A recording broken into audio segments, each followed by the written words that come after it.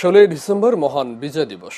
জাতির শ্রেষ্ঠ সন্তানদের শ্রদ্ধা জানাতে পুরোপুরি প্রস্তুত সাভারের জাতীয় স্মৃতিসৌধ চত্বর। ইতোমধ্যে ধোয়া মোছা, রং ও আলোকসজ্জা সহ নানা আয়োজন শেষে বর্ণিল রূপে সাজানো হয়েছে পুরো এলাকা। 4 স্তরের নিরাপত্তা ব্যবস্থা নেওয়া হয়েছে আইন শৃঙ্খলা বাহিনীর পক্ষ থেকে।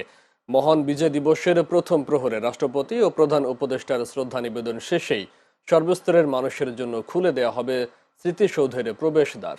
সর্বসাধারণের নিরাপত্তায় সাদা পোশাক সহ নিয়োজিত থাকবে প্রায় 4,000 আইন শৃঙ্খলা বাহিনীর সদস্য। সম্পন্ন হয়েছে 3 বাহিনীর মহড়াও। সিসিটিভির আওতায় আনা হয়েছে পুরো এলাকা। এলইডি লাইট স্থাপন সহ সম্পন্ন হয়েছে সব আনুষঙ্গিক কাজও। এদিকে মহান বিজয় দিবস উপলক্ষে রাজধানীর তেজগাঁও পুরাতন বিমানবন্দর এলাকায় বিশেষ প্যারাজাম্প কর্মসূচি অনুষ্ঠিত হবে। এই কর্মসূচিকে কেন্দ্র করে প্যারাট্রুপারদের সার্বিক নিরাপত্তা নিশ্চিত করতে নির্দিষ্ট সময়ের জন্য মেট্রো রেল চলাচল সাময়িকভাবে বন্ধ রাখার সিদ্ধান্ত নিয়েছে কর্তৃপক্ষ।